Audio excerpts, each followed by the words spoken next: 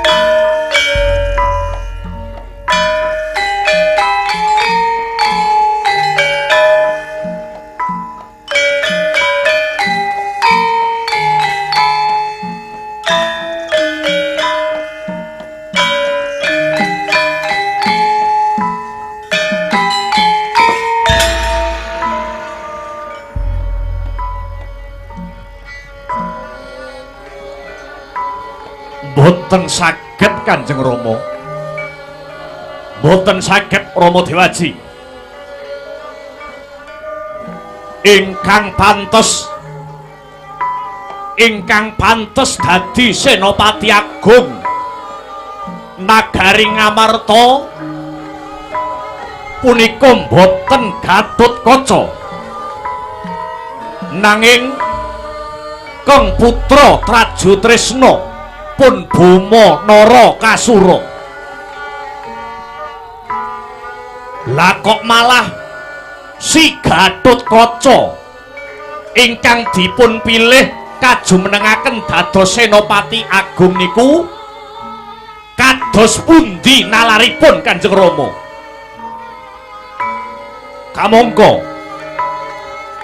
Kamangka putra Dwarawati langkung sekti timbang anak Arimbi. Kula Boma Narakasura si Gatotkaca anggone kawisuda jumeneng Senopati Agung ana ing negara Ngamarta kuwi mau wis antuk idi kang sarta palilah saka para pepunden lan sinengkuyung kabeh para bebrayan agung. Kabeh para kawula wis padha sarujuk mbok menawa si Gatotkaca kang kadadekake Senopati Agung Nger Boma Narakasura boten idep Kanjeng Rama. Ingkang baku kula boten condong Boma Narakasura boten rumajang yen to si Gatotkaca bocah pringgondani ingkang minangka kadadosaken Senopati Agung Nagari Ngamarta. Mila sowan kula wonten jengandika Kanjeng Rama Bathara Kresna ing Dwarawati namung nyuwun sanjata pitulungan. Kados pundi cara paduka? Kados pundi reka daya paduka? Amrih kang putra Boma Narakasura ing Trajutresna saged jumeneng dados Senopati ing negari Ngamarta Kanjeng Rama.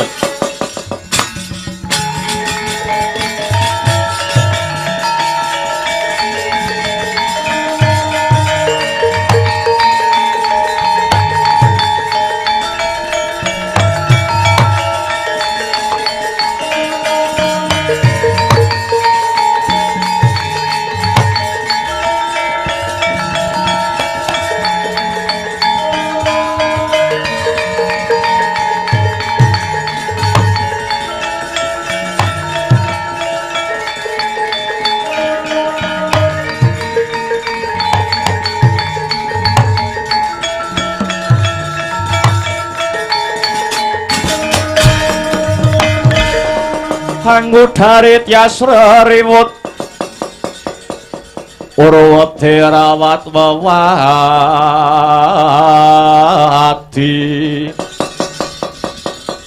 wedi lamun kauningan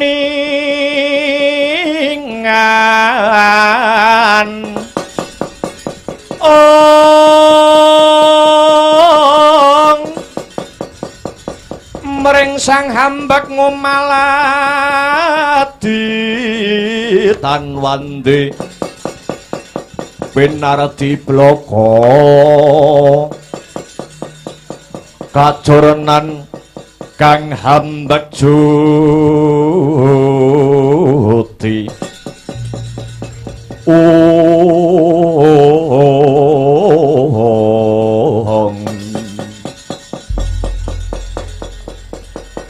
anakku bocah bagus Nger Boma sumurupa mbok menawa dina sakmengko dewa bakal matedhakake wujuding kanugrahan Nger Boma. Kanugrahan mau wujute Wahyu Senopati kang aran Wahyu Topeng Waja wis kinodrat ing jagat wis pinesti ing widi pinurba ing dewa mbok menawa sapa wae kang kecondhokan Wahyu Topeng Waja ya Wahyu Senopati iki mau kang bakal dadi Senopati Agung mapan ana ing negara Ngamarta ya ing negara Indraprastha nggih Buma.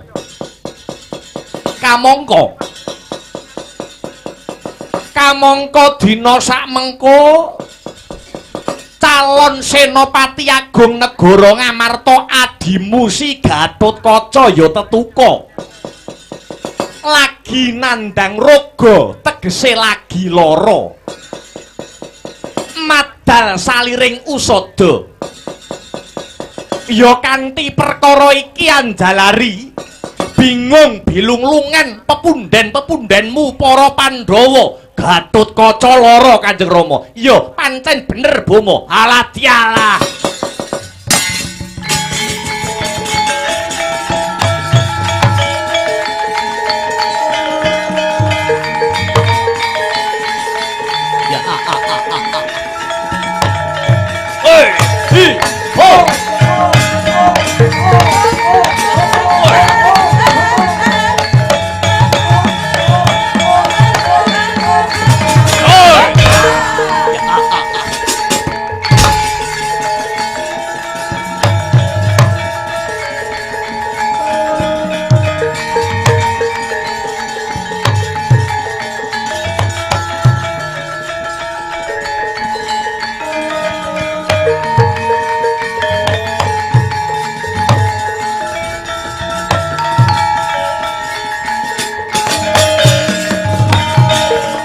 Sinokarta mrehtar tamtu ning utama titi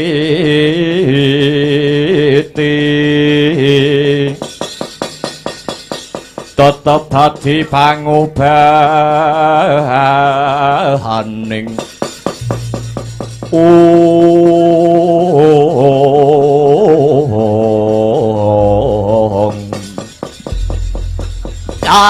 dalah ya Gatotkaca nandang raga Gatotkaca lagi lara Kanjeng Rama pancen kaya mangkono nggih Buma Narakasura ya tegesipun sedaya kala wau sampun dados sasmitaning Gusti mbok menawi alam punika mboten condong alam punika mboten rumajang kalian si Gatotkaca sampun cetha ngegla kang tanpa warana bilih Gatotkaca anak Arimbi mboten kedrajatan dados senopati mapan wonten ing negara Ngamarta tumrap Wahyu Senopati utawi Wahyu Topeng Waja kula pasrahaken dhateng Rama Dewaji Prabu Sri Bathara Kresna kados pundi ego pratikel paduka Kanjeng Rama Sri Bathara Kresna supados keng putra kula pun Bama Narakasura ing Traju Tresna ingkang saged hanggayuh Wahyu Topeng Waja ingkang dados pralambang wahyune Senopati kala mau satemah Bama Narakasura saged dados Senopati Agung mapan wonten ing negara Ngamarta sanes si Gatotkaca sanes bocah Pringgondani wonten paribasan anak polah bapa kepradah menawi boten jengandika pinangkani panyuwun kula menawi boten panjenengan pinangkani menapa ingkang dados pamuthaipun kang putra Bama Narakasura negara Dwarawati badhe kula biyuki batang sayuta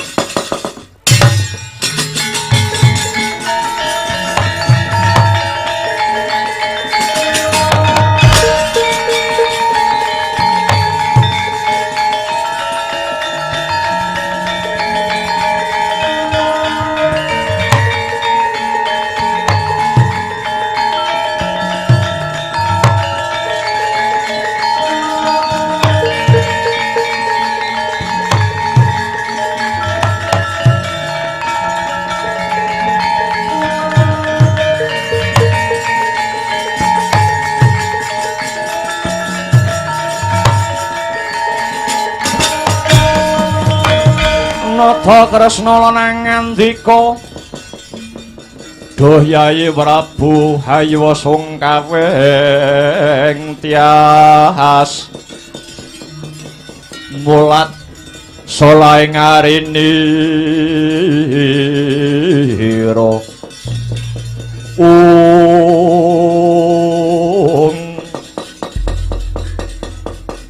ya jagat ya dewa ya Bathara ana tetembungan anak polah bapa kepradah ketang gedene tresnaku marang sira anakku sing tak tresnani bocah bagus bocah sigit bocah jentara Bumanara Kasura ya bakal tak budidayake murih Wahyu Senopati ya Wahyu Topeng Waja bisa cumandhak marang jeneng sira anakku sing tak tresnani Bumanara Kasura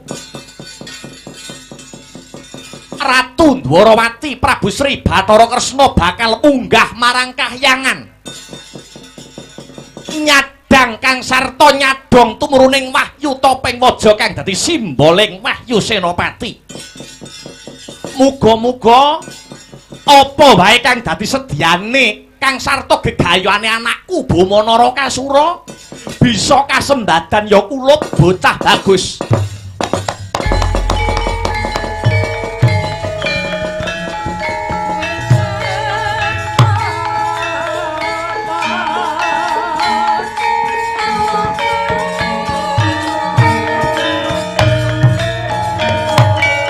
bayangan bayem bayayat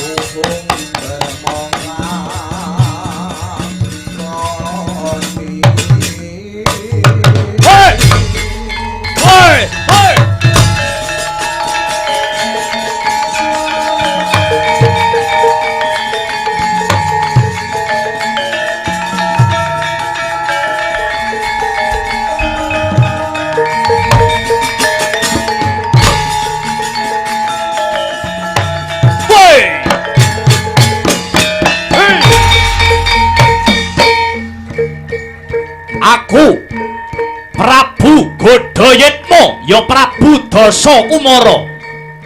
Sukmane Prabu Dasa Muka biyen. Ya. Hei.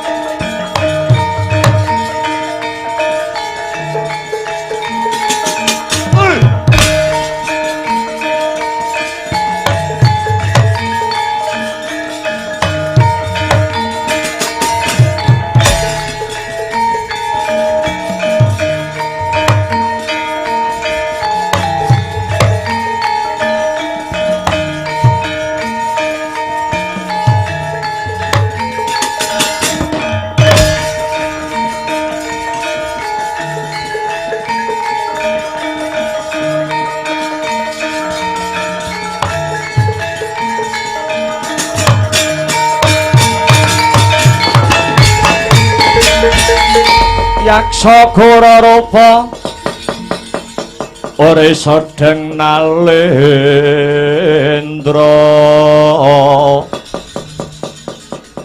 yaksa halalaku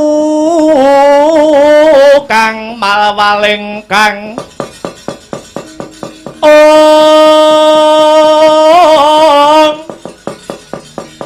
gambira marang arang ngisi siyung metu Prabowo Goro mawa lian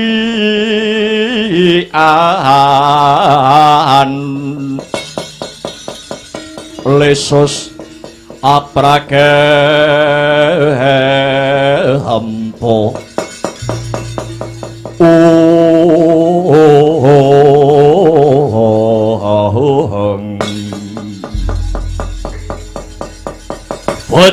bojleng iblis laknat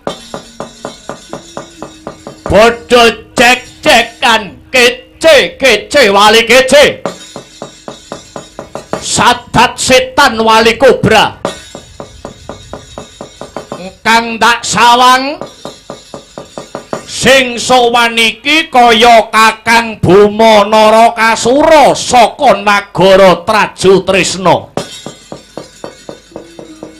Padha becik sak tekamu yo Kang, Kakang Bima mapan ana ing tawang gantungan kene. Adhiku Yayi Godhayitma Yudhasa Kumaraya. Wilujeng niskala lakune kakangmu Bima Narakasura. Salam taklimku wae katur padamu ya Yayi, Yayi Godhayitma Yudhasa Kumara. Iya ya Kakang, wis ndak tampa. Janur kuning kadingaren. Kowe prapta, kowe lumarap ana kene katon sumengko pengawak Bajra kang mawa gita kang amengku gati. Ana parigawe apa Kakang? Mangkene Yayi, aku bakal takon marang Siadi Yayi Godhayitma ya Yayi Godha Kumara. Takon babagan apa Kakang? Ing ripalungguhan iki apa jeneng sira Yayi Godhayitma isih kepengin duweni gegayuhan sesandingan utawa rabi kelawan titise Bathara Widawati. Oh alah Kang, ngono kok ndadak kok takoke iki jane kepiye to Kang?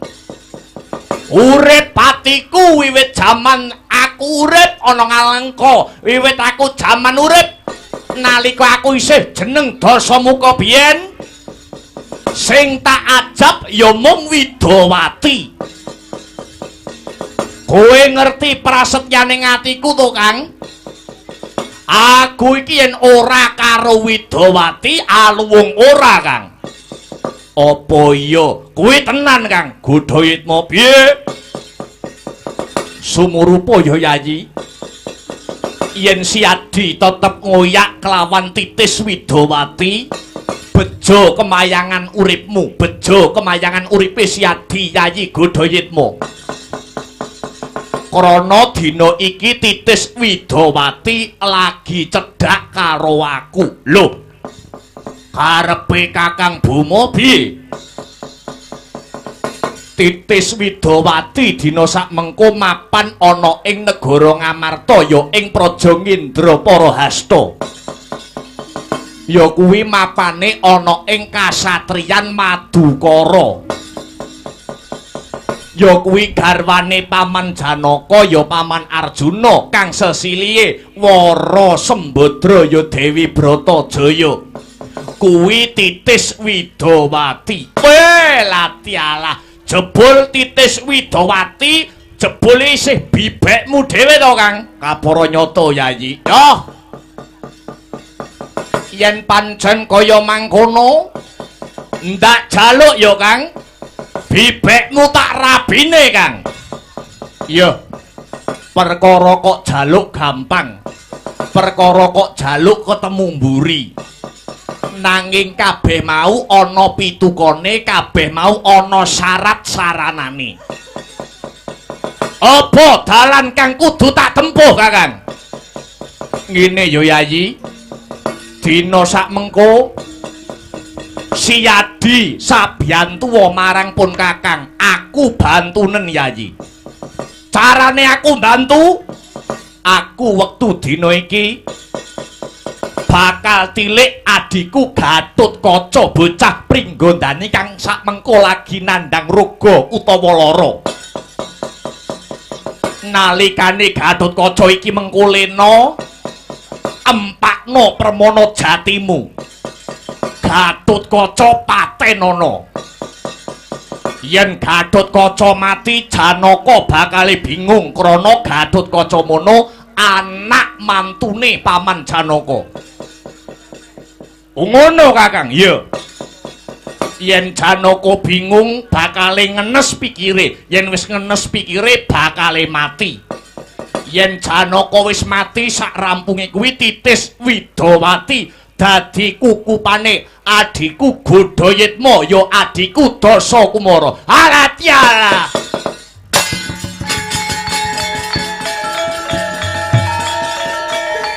Ya, atur nuwun Kakang.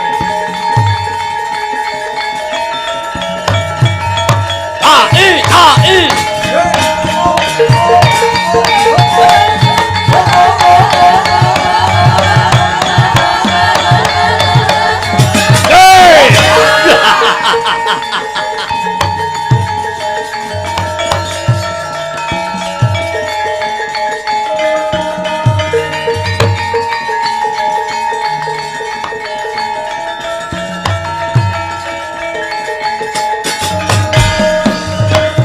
Matur nuwun ya Kang, matur nuwun Kakang Bumanara Kasura wis nuduhke dalan titis Widawati kanggo adimu aku Dasakumara ya Godayitma. Ya yayi padha-padha. Yen pancen kaya mangkono pun Kakang nyuwun pamit bakal bali dhisik ana ing negaraku negara Trajutrisna. Mengko aku bakal lagi lumarap ana ing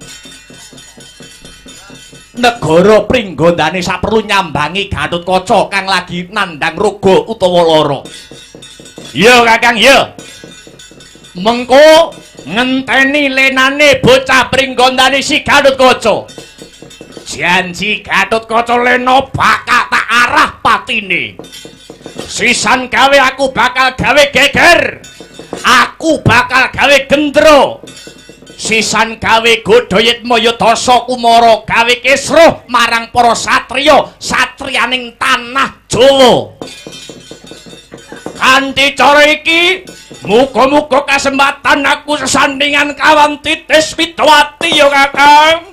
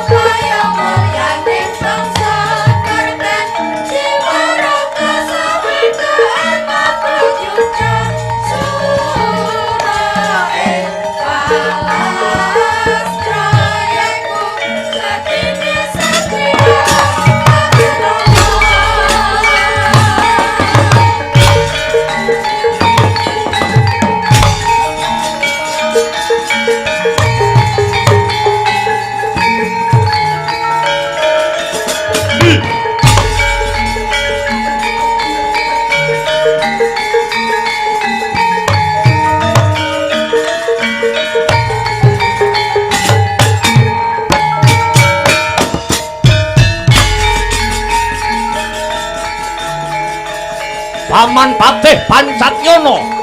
Rene paman.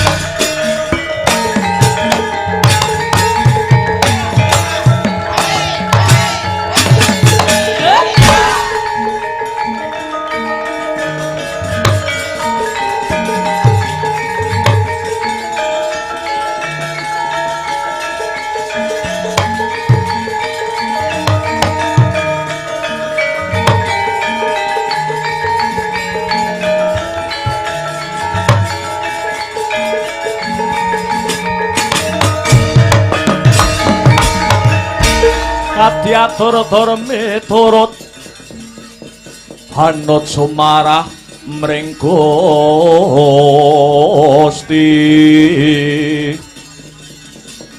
dene Sidi Mimang Utama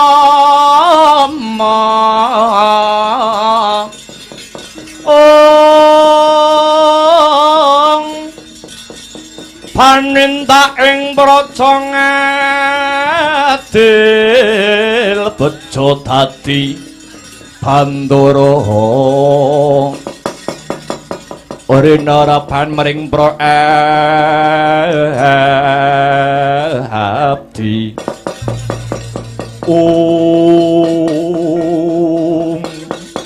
latiala anak angger Bumo Narakasura kula ingkang paman warangka dalem wonten ing praja Traju Trisna kula pun paman Patih Pancatnyono hanganti-anti kang sarta hangantu-antu rawuh paduka anak angger Bumo Narakasura saking kraton nagari Dwarawati. Kados pundi nger? Kados pundi? Jengandika sampun matur dhateng Keng Rama menapa dereng?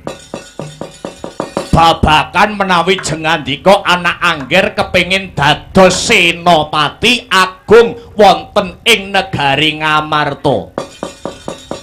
Kula kang paman Pancatnyono arsa hangangklungaken jangga hanilingaken karena nenggara mentah dawuh jengandika anak angger Bumo Narakasura. Paman Pancatnyono paman. Inggih. Sampun paman, sampun. Kula sampun matur dhateng Rama Dewaji, Rama Prabu Sri Bathara Kresna. Mbok bilih kula kepengin dados senopati. Sababipun menapa? Sababipun menapa Bumo Narakasura ratu ing negara Traju Trisna kok ngangsa kok ngoyo pengin dadi senopati. Kamangka yen dipikir-pikir Bumo wis dadi ratu, wis keceh bondo, keceh bandu. Urip sarwa mubra mubru bondo donya sampun sarwi kecukupan. Kok isih ngangsa, kok isih ngoyo duweni gegayuhan dados senopati. Sababipun napa nggih? Ngaten paman. Bumo Narakasura bethekipun kepengin ngluhuraken lan hangaromaken asmanipun Kanjeng Rama Sri Prabu Kresna ing Praja Dwarawati. Jal sakniki sampeyan penggalih, saiki sampeyan pikir paman. Para pepunden-pepunden Pandhawa kalian Kanjeng Rama Sri Bathara Kresna menika ibaratipun kreta jaran sakusire. Kreta jarane para Pandhawa, kusire Kanjeng Rama Dewaji. Lah awit raket sumeketing kekadangan ing antaraning para pepunden Pandhawa lan Kanjeng Rama Prabu Sri Bathara Kresna. Ratu Traju Trisna Boma Narakasura kepengin nyambung sejarah menika. Kula kepengin nglajengaken sejarah menawi kula mangke saged kasembadan dados Senopati Agung nagari Ngamarta tartamtu boten namung bondo donya negari kula Traju Trisna mriki ning nyawa kula inggih badhe kula udhakaken dhateng para Pandhawa. Ing pamrih ampun ngantos surem sirap kajayaning para Pandhawa paman. Nuwun inggih inggih. Menawi menika tumuju wonten kabecikan keng paman namung derek anjurung nggih. Nanging Kanjeng Rama paring dawuh paman. Wekdal sakmangke dinten sakmangke sedaya para kawula ing Ngamarta sampun cocok, sampun condong lan rumajang mbok bilesi Gatotkaca ingkang minangka dadi Senopati Agung negari Ngamarta. Mongko sakmangke Gatotkaca nandhang raga utawi lara, mboten saged mobah, mboten saged musik, mboten saged glawat. Saya nambahi rasa pitados kula mbok menawi benjang sing dados senopati niku Boma dudu si Gatotkaca. Nyatane durung dipilih wae wis lara. Mbok menawi ragate kurang, Nger. Ora perkara kuwi, Paman. Lho, lemben mbok menawi kae. Dudu perkara ragat, Mila. Sampeyan saiki kirapne wadyabala sampeyan saka negara Traju Trisna. Mang perintah tumuju ngombyongi laku kula niliki Gatotkaca kang lagi lara. Inggih prawaca dawuh pangandika paduka anak Angger Boma Narakasura kang paman kalilan cumadong dawuh lan madal pasilan. Surak balaba minangka tetenger budhaling wadya. Bocah Temenggung kula wonten dawuh sinuwun budhal dina iki. Prawadya samya samapta. Bosi yoga arsa anggelar baris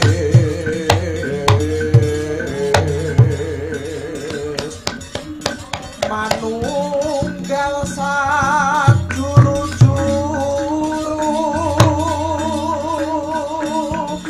kumlebet kang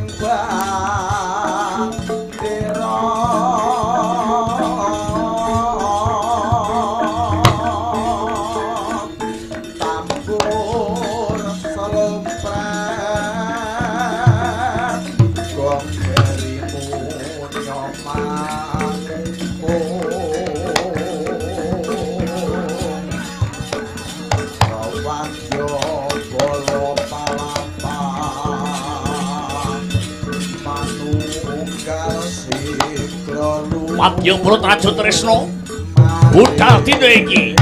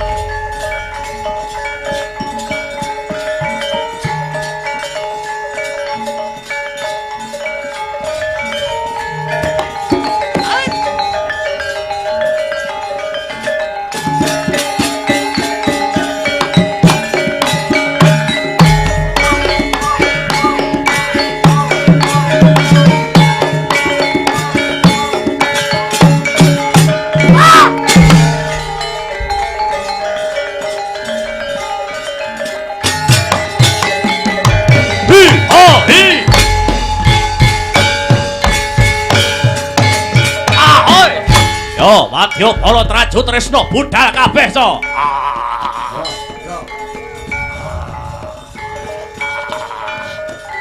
Woi, oh, hei, doi, wah, iya, wah, hei, woi, oh, hei, oh, hei, oh, hei, wah, hei, oh, hei.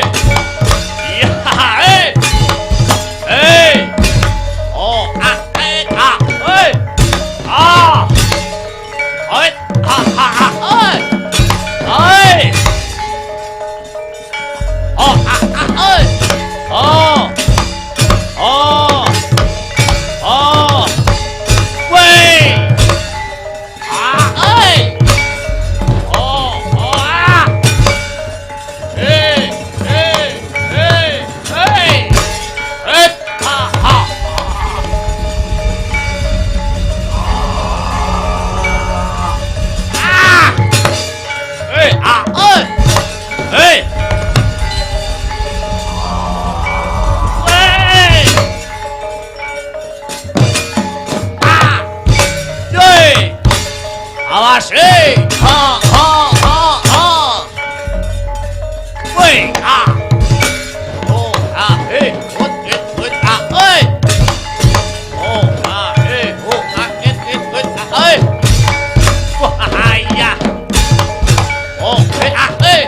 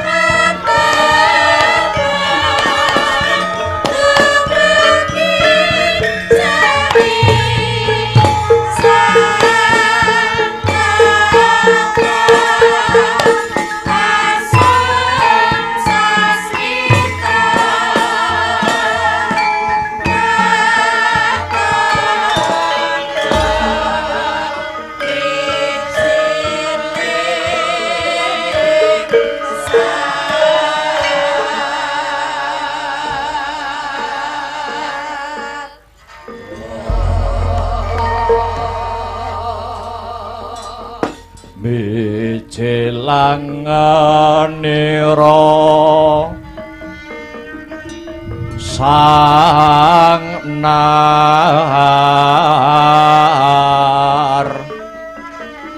pati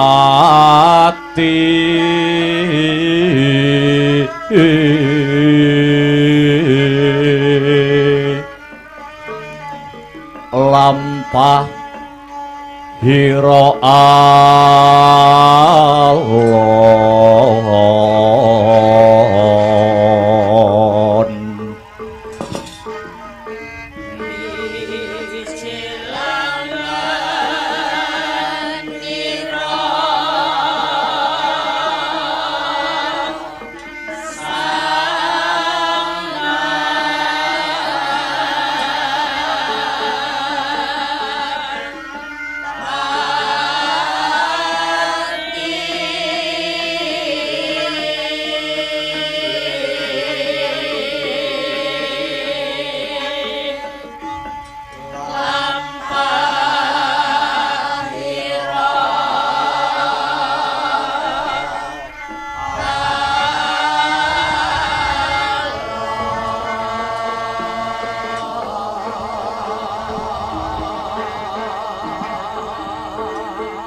kinarabat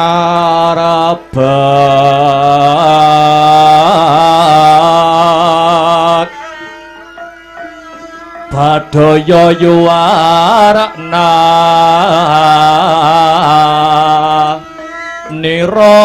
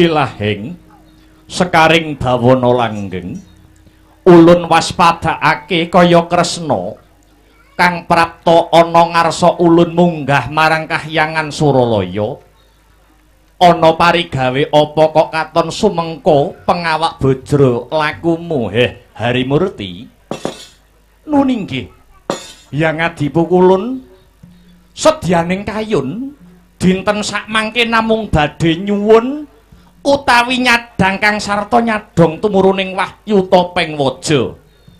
Wahyu Topeng Waja ingkang dados prasimbol wahyuning Senopati. Wahyu Topeng Waja mangke badhe kangge nyenopateni dhateng para Pandhawa benjang tumapaking perang agung Baratayuda Jaya Binangun Bukulun.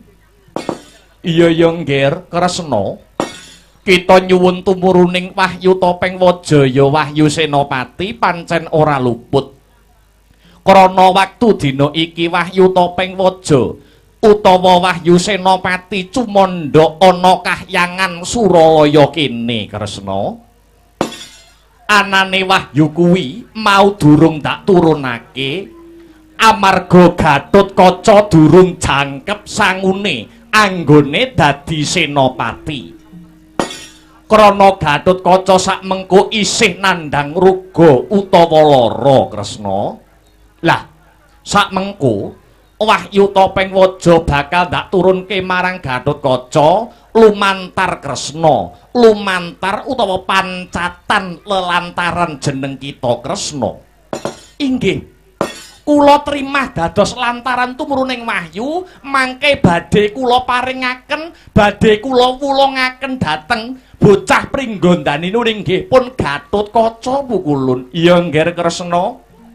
Mara gage tampanana iki wujuding Wahyu Topeng Waja, wahyuning senopati.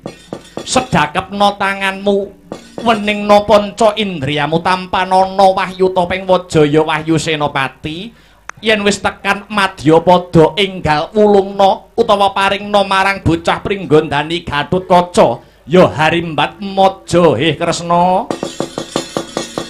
Sabantuk wahyuning Allah Gyadamelah mangolah ilmu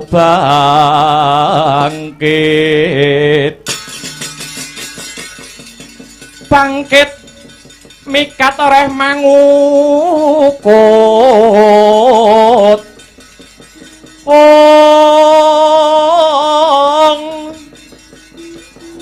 kukutaning jiwangga yen mangkono patut sinebut wong sepuh lire sepuh sepi hawa awas rara ning atunggil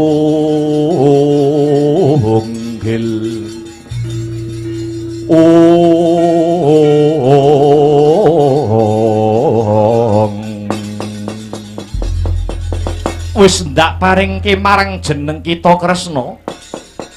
Mara gage Wahyu Topeng Waja enggal wenehna marang Gatotkaca ya Kresna. Nuwun pamit Pukulun, aja ninggal duga lan prayoga ya Kresna enggal baliya ana ing Madyapada.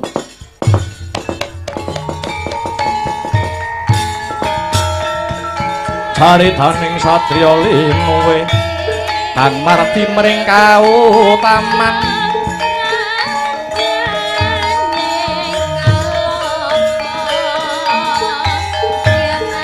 Tan pekat mering pangestine,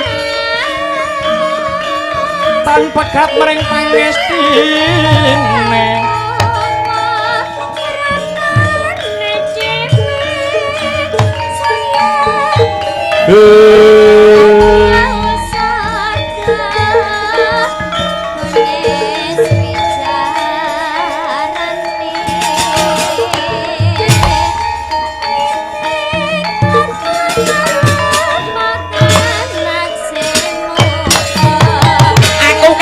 Pukulun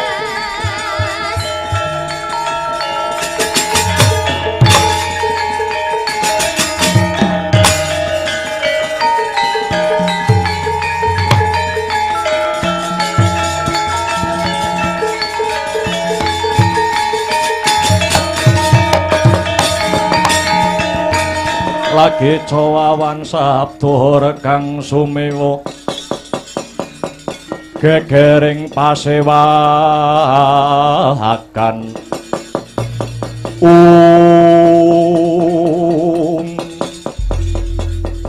Simbah Guru aja kaget, aku Bambang Wisanggeni Kang Prapta.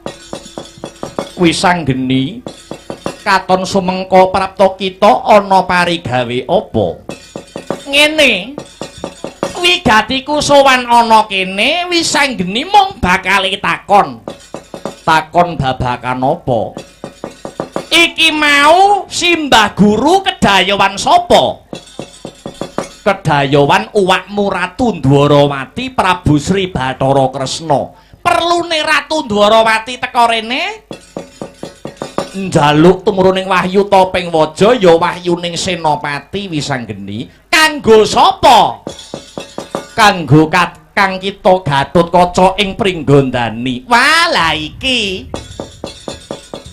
ya Simbah wenehke wahyune mau. Ya ndak wulungake Wisanggeni. Lah kujurane.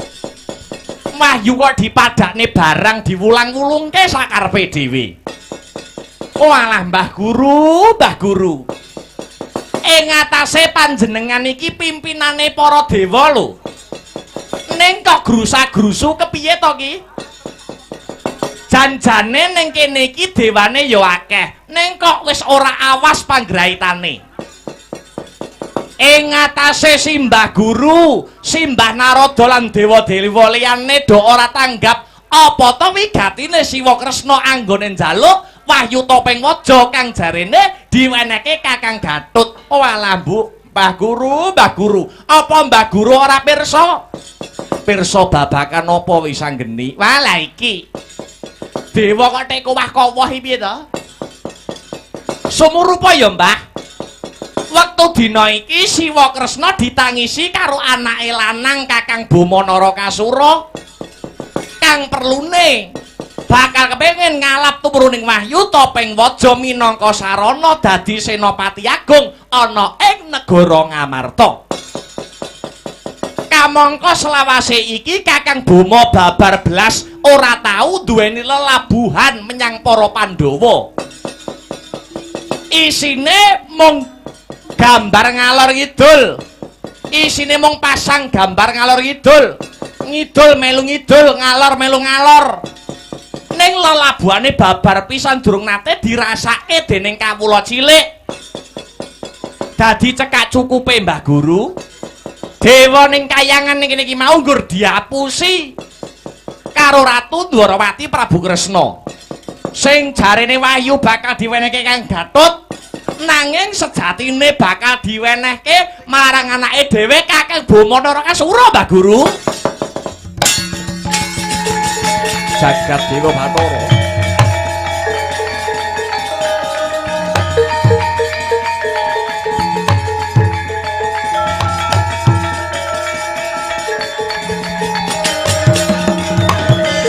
Kepripun Kakang Narada? Para genjang Pak Pato mari dayang di negara wong. Kali cedeng ngetani line. Wah, lah jebulane telek dibungkusi mripate dewa melek ning diapusi. Mripate dewa ora awas, diapusi Ratu Dwarawati Prabu Kresna. Ning kene aku ora arep nyalahke sapa-sapa. Jer kabeh salahe para dewa. Banjur kepriye prayogane Wisanggeni? Wis pasrahno aku wae, Mbah. Slendra kang ngrasa, slendra kang jiwa. Tak tututane Siwa Kresna, aku njaluk pamit tak rebute Wahyu Senopati. Ati-ati Wisanggeni.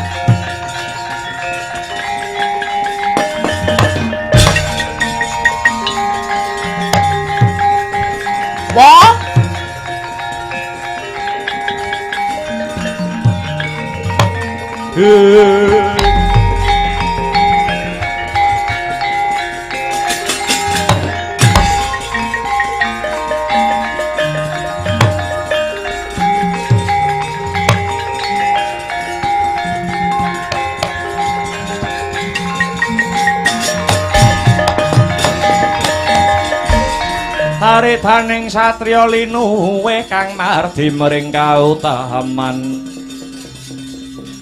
tan pedhat mring pangestine.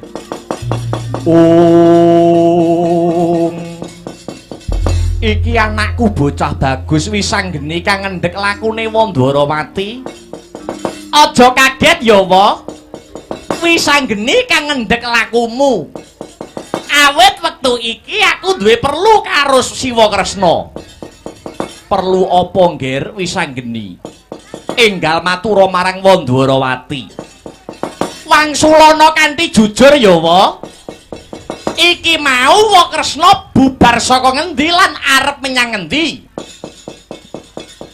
Wis anggeni Punwa saka Ndwarawati bakal tumuju ana ing Pringgondani saperlu niliki Kakangmu Gatotkaca kang lagi lara. Alah prek. Ndak percaya aku. Saka Ndwarawati apa saka Kahyangan Suralaya? Ndwarawati, Ngger. Ndwarawati apa Kahyangan? Saka Ndwarawati wis anggeni. Yen Siwa Kresna ora jujur, ora blaka, iki engko kelakon ana ratu ora kajen lho, wa. Aja dikira wis anggeni bocah wingi sore ora wani. Yen Siwa Kresna mapan ana bebener, ya tak ajeni, Ning. Nadyanto Siwa Kresna iki ratu ana Ndwarawati, titise Bathara Wisnu. Ning lek tumindake luput aku bocah nom sing wajib ngelingke. Tonyo raimu apa piye? Kosik to kosik. Kok kowe njur nuduh-nuduh nutuh-nutuh karo wakmu Ndwarawati? Iki jane ketemu pirang perkara wis anggeni. Ngaku luwih dhisik. Saka Kahyangan to ki mau? Iya, pancen bener. Saka Kahyangan Ndwarawati nyang Kahyangan lagi iki mengko bakal ning Pringgondani. Ya ta ya ngono ya leh. Pitakonku sabanjure wa. Pitakonku sabanjure. Siwa Kresna sowan ana Kahyangan njaluk lawan Bathara Guru apa wa? Siwa Kresna nggawa apa? Aku ora nggawa apa-apa, Ngger. Lanjur Wahyu Topeng Waja iki mbok anggep apa? Ayo, aja kriyap-kriyip matamu. Jane dina iki Kresna lagi mlinger kiblate apa piye to, Kok wenehke apa ora? Kene tak jaluk. Wahyu Topeng Waja gawanan kene wa. Wis anggeni. Piye? Wahyu Topeng Waja tak gondeli. Oh, lah ora kena ginawe becik, jotos cangkeme.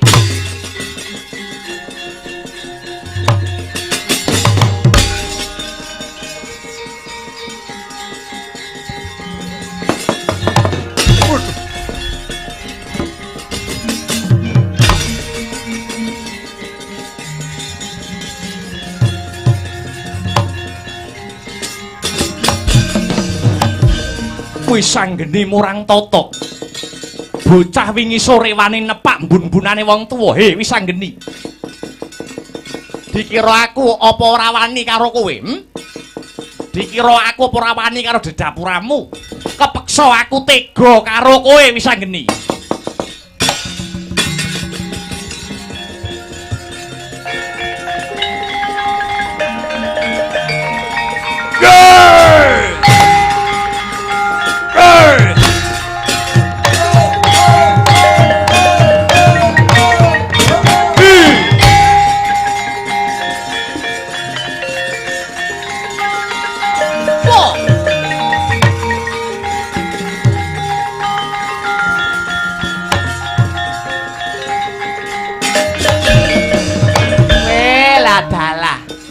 Dikandani apik-apik lah kok malah adol sulapan kowe.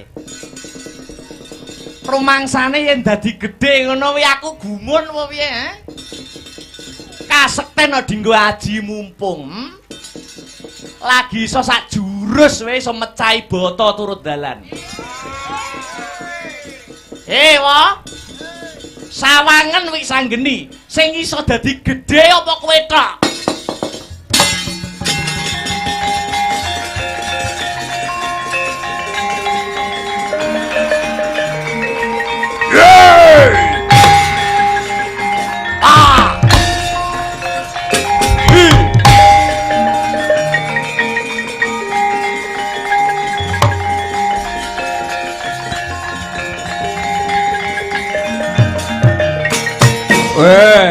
Dalah. Lagi sore wis ngejak adus keringet kowe.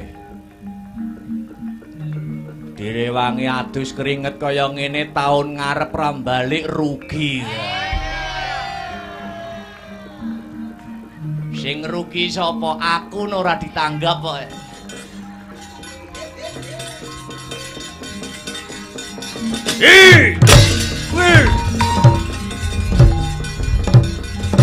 Ah! Ah! Hey! Ah! Hey! Ah! Ah! Hey! Ah! Hey! Hey! Ah!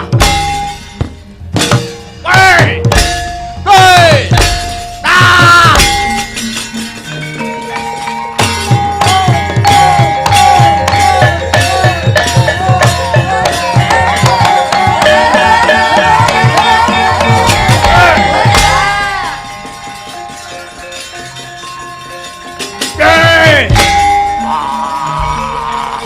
Ayo, upawe sageni. Wait! Ah! Go!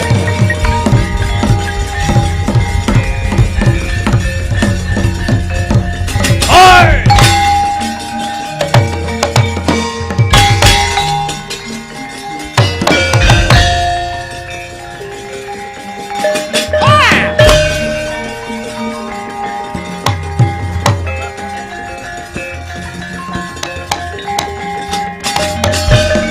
Ayo, bonggo kowe saiki.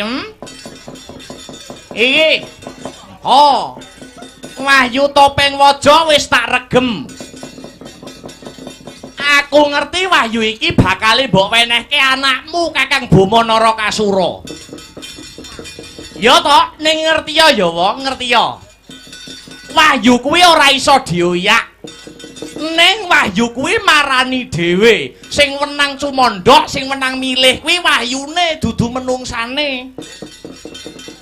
Apa-apa yen dioyak iki biasane malah mlayu. Siji Wahyu, loro wedokan ngono kuwi. Nek diumbar biasane malah mapan-mapan dhewe ngono. Hah? Sawangen iki Wahyu Topeng Waja bakale tak guwang. Kareben Wahyune milih dhewe Kakang Gatut apa Kakang Boma sing wenang ngentuke Wahyu Topeng Waja iki wae.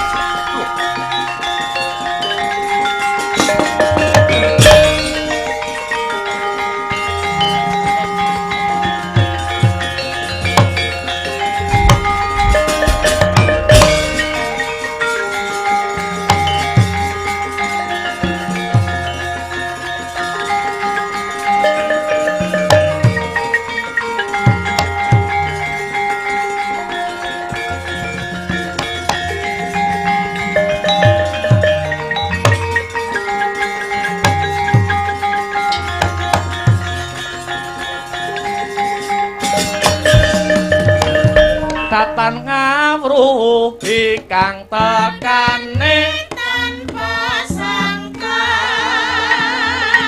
sakicerna yang menari sarasati sayati andayani mekaring sadaya Alam kagulung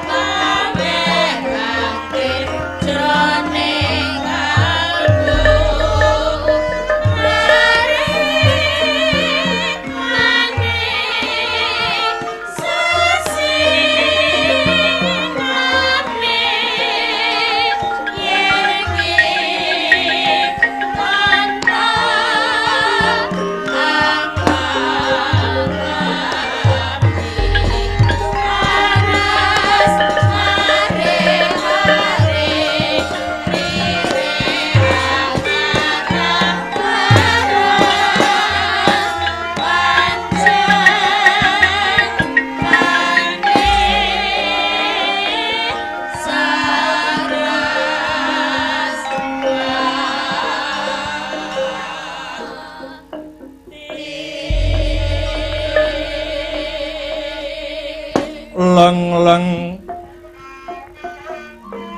ora miyaning kang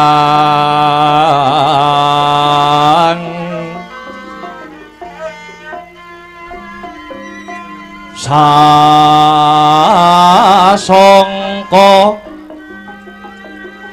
kumenyar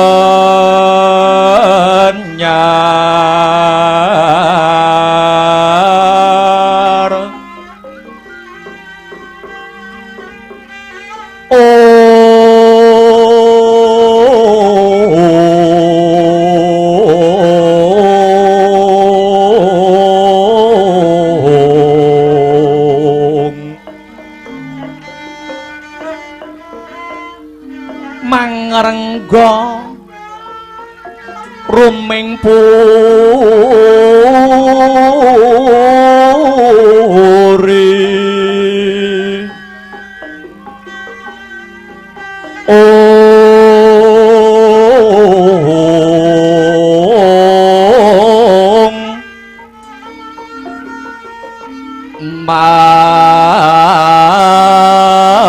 mangkin tanpa siring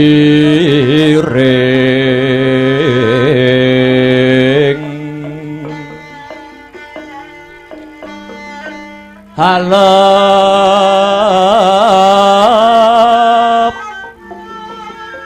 nikang omah mas lir murubing langit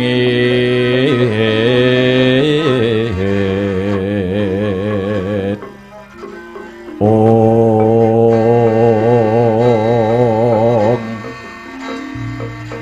dakwan sarwa manik ong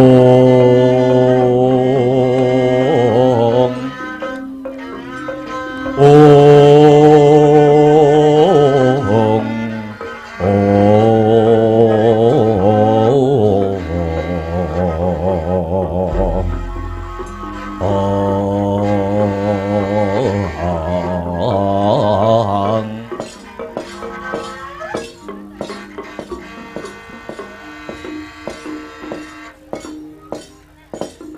anakku bocah bagus, anakku bocah gagah, Gatotkaca warasaya nggir.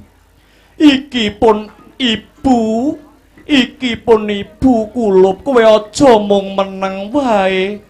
Ndang Maria Gatotkaca, muspra tanpa guna ibumu ngerti padange jagat. Lamun to ngerti anake lanang ora iso nglawat. Gatotkaca ndang waras yo nang.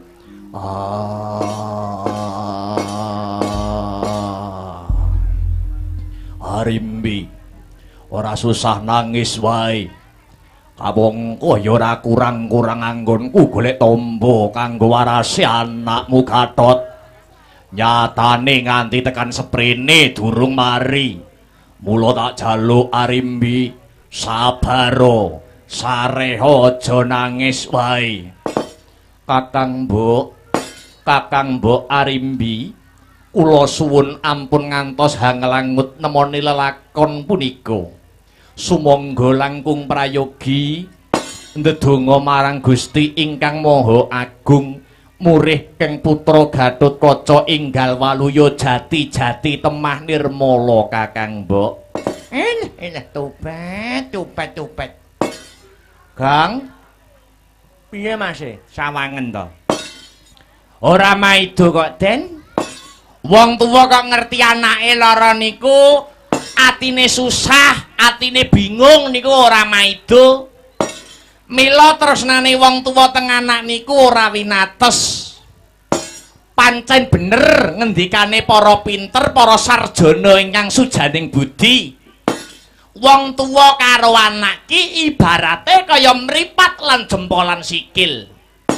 Jempol sikil ki ibarate anak, mripat iki ibarate wong tuwa. Yen jempol sikil niku kesandung, mripat niku melu mbrebes mili. Heeh ya, Truk. Heeh. Ning ora ana ya, Truk, mripat keculuk jempole melu nekuk-nekuk. Ha ya ora ana. Mula kuwi dadi anak ora entuk wani karo wong tuwa, luwih-luwih wong tuwa wadon kuwi malati tenan, Gong. Sebabe anggone ibu ngandhut utawa mbobot jabang bayi sing suwene 9 sasi 10 dina. Direwangi mondol-mondol kaya ngono kae, ngalor ngidul. Apa meneh yen pas lairan utawa babaran, wo tenan. Kok nganti ora pepak sambung tuwe, iso gondol nyawa tenan, Gong. Ayo kuwi. Sing rekoso ning ndi wong wedok ya, Truk. Heeh. Sing ngandhut jabang bayi ngalor ngidul digawa. Wong lanang penak kari celingkrak-celingkrik ya, Mas. Heeh. Kurang no kari ngomong njaluk, Dik. Ngono. Oh, ngono, Kang. Heeh. Sing rekoso iki sing wedok-wedok kuwi. Ayo. Kakang Mbok Arimbi. Yayi Janaka kepiye? Prayoginipun kula aturi nadar kemawon. Sinten ngertos kanthi nadar punika andayani waluyane kang putra pun Gatotkaca. Anakku bocah bagus, warasaya nang Gatotkaca. Mengko yen kowe kelakon waras bakal ndak gandeng tanganmu, ndak ajak sowan ana pertapan Sapta Arga.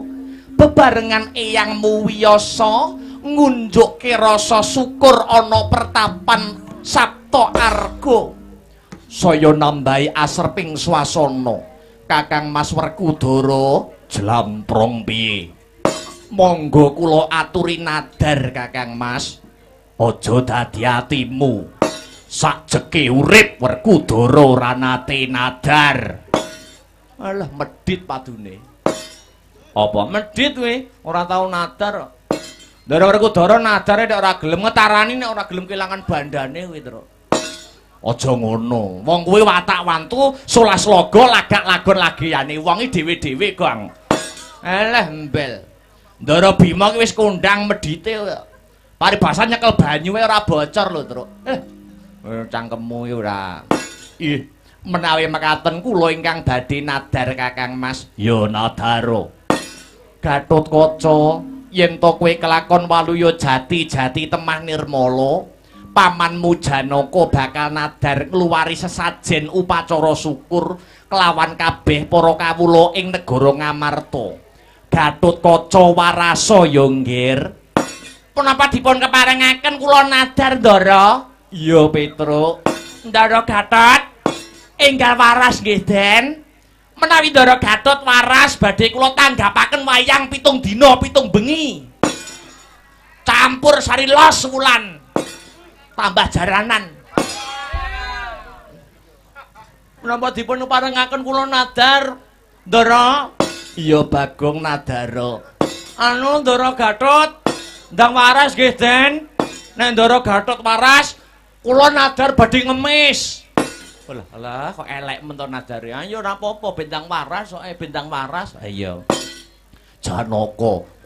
Kula wonten dawuh Kakang Mas, yen pancen mangkono, aku ya bakal nadar yen Gatotkaca waras apa wae penjaluke Gatotkaca bakal tak pinangkani.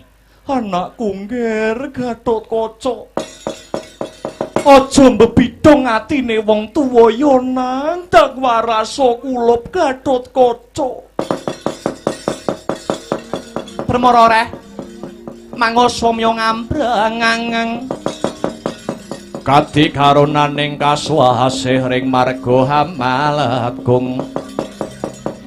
Risang ganda mastrat maca leng-leng lalu manguladi.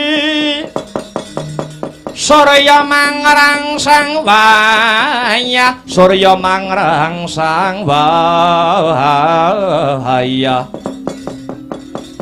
Umyus amara wayahanto.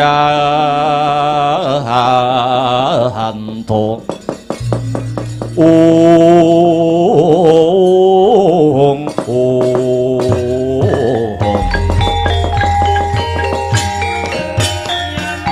palugon laguning lekas lukita linuting kitung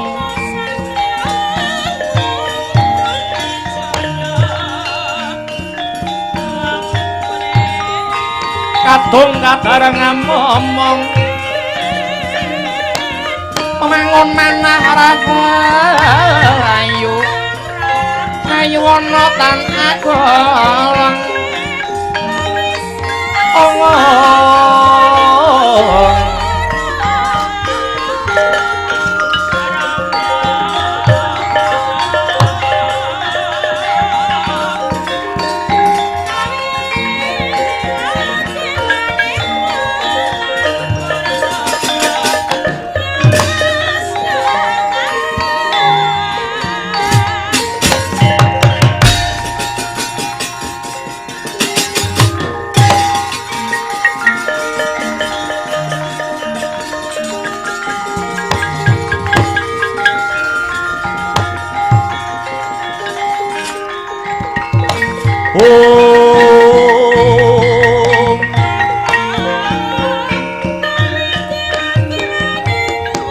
mangga darajating praja kawuryan wusul nyarure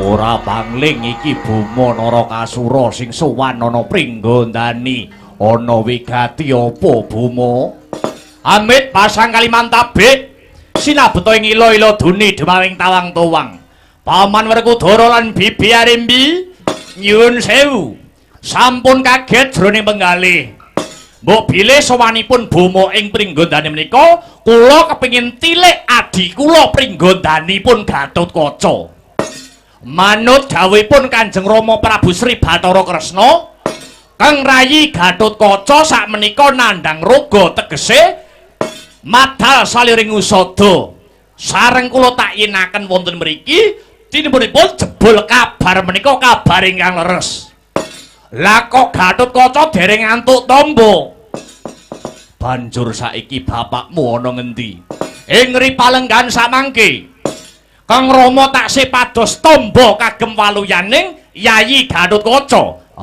Syukur bagi sewu yen bapakmu isih kelingan karo Gatot. Yayi Gatotkaca enggal waras ya, Di. Yayi enggal waras. Iki aku kakangmu Buma Narakasura ing Trajutresna kang wis sowan ana Pringgondani. Yayi Gatotkaca, waras ya, Di. Jare calon senopati kok lara piye?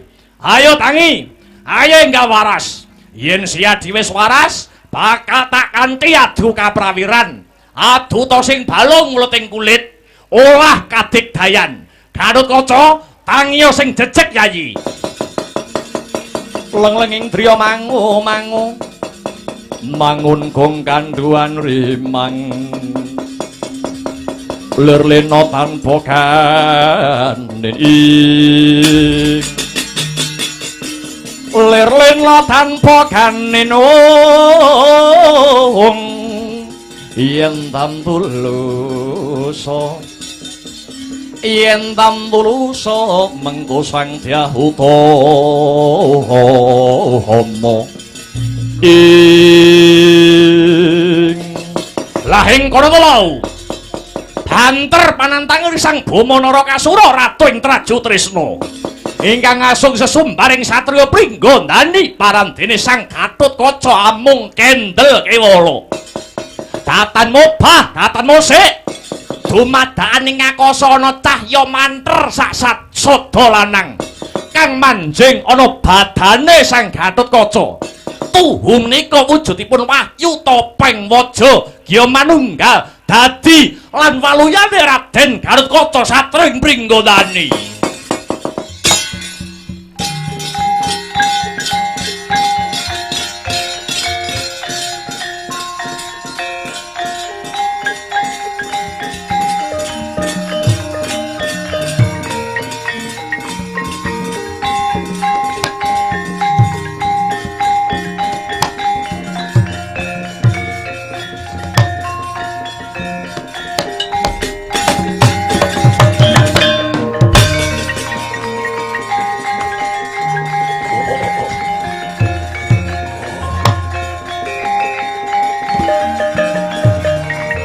Kanjeng Ibu.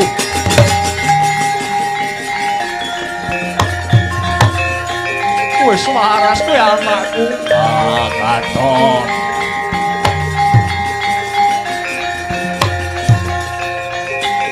Lho.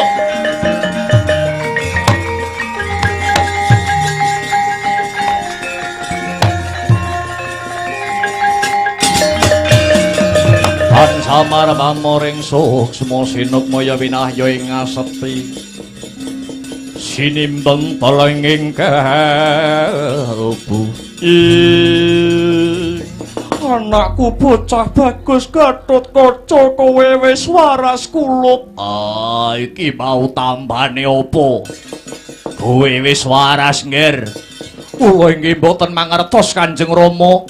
Ngertos-ngertos sampun pulih otot bebayu kula. Syukur bagi sewu kowe wis waras. Banjur sapa sing paring usada, sing paring tamba? Pun Kakang Enggorawati sing usadani, Yayi.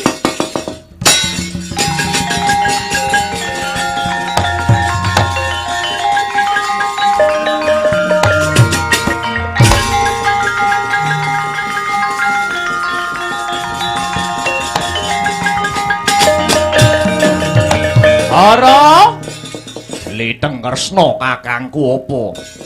Pun Kakang sing ngusadani Yayi. Kanthi lantaran tumruning Wahyu Topeng Waja Werkudara. Ngaturke panuwun kang tanpa upama awit saka Kresna kakangku sing wis dadi sarwana Gatotkaca bisa waluya jati temah nirmala. Ngaturaken agenging panuwun Wandwarawati. Iya Gatotkaca. Wahyu Senopati ndak jaluk saka pukulan Bathara Guru, nuli tak uncalne rene. Rene kabeh iki wis dadi kodrate mbok menawa Wahyu Topeng Waja kowe sing sembada gayuh kulup mula Wahyu mau dadi sarana waluyamu cekak cukupe pun Kakang Borawati sing ngusadani anakmu Werkudara aja percaya.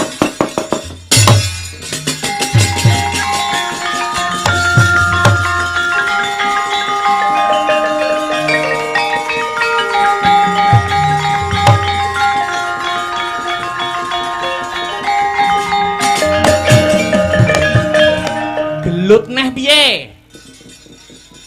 Diamput iki. Lah kok iso-isone kowe mbujuki aku?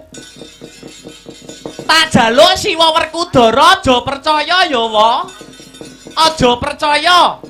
Pancen bener wa Kresna sing jaluk payune saka pukulan Bathara Guru, nanging sediane arep diwenehke Kakang Boma. Ayo, aja plentas-plentus. Ayo. Wa Kresna ngakoni luput apa ora? Yen ora ngakoni luput ora ndodho kesalahanmu, kelakon ana ratu tak nggo kesep ndase.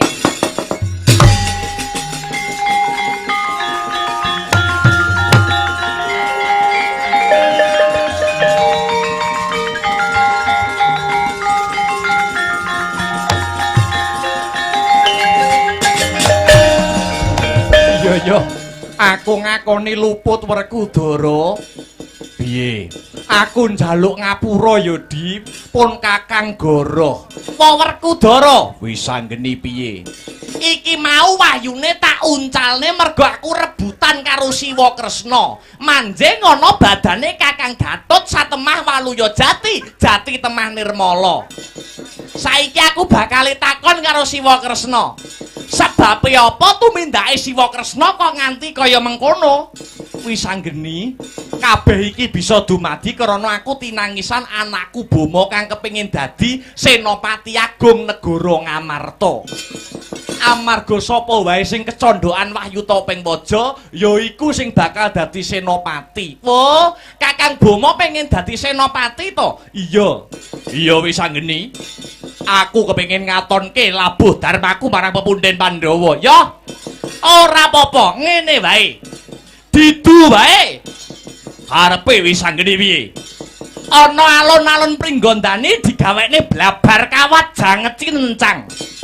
Perang tanding ing antarané Kakang Gatot kelawan Kakang Boma. Sapa sing unggul ya kuwi sing kawisuda jumeneng senopati. Nanging ana syarate. Apa syarate? Sajroning perang tanding ora kena diewangi sapa-sapa.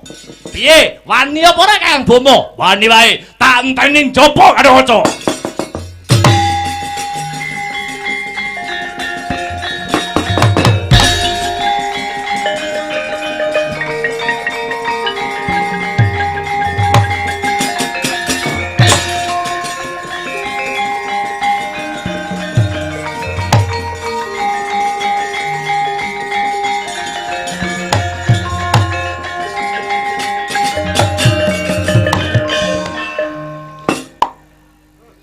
Senengane kok nambah-nambahi gawean kowe. Awak kesel pikiranmu metok malah kon gelut. Ini ki sawake kesel suwi ra kambon wedokan. Lah wani ora? Iki totoane Senopati Agung lho ya. Wis ora usah dadak macem-macem enggal toto-toto. Pangestune wong tuwa sing dijaluk. Paman Werkudara rasa melu jumangkah Kang Sarta Kumrembyah, kabeh sing ngatur wis anggeni. Yo aku manut. Petruk, dalem Bos. Kowe bantu aku yo. Wah, kula bagian apa niki? Iki mengko yen ana sing ewang-ewangan kandhakne aku, laporne aku. Njaluk gaene kaos, Truk. Ya. Wis ora usah do celometan. Enggal samaptakno. Iki ngestaken dawuh ndara wis anggeni. Tak kira kabeh samapta wis gati sawega ing diri. Werkudara? Iya. Sapa wae kang kajenengake minangka dadi senopati bisa amimbuhi katentremane negara Ngamarta. Gandanya Sekar Gadung.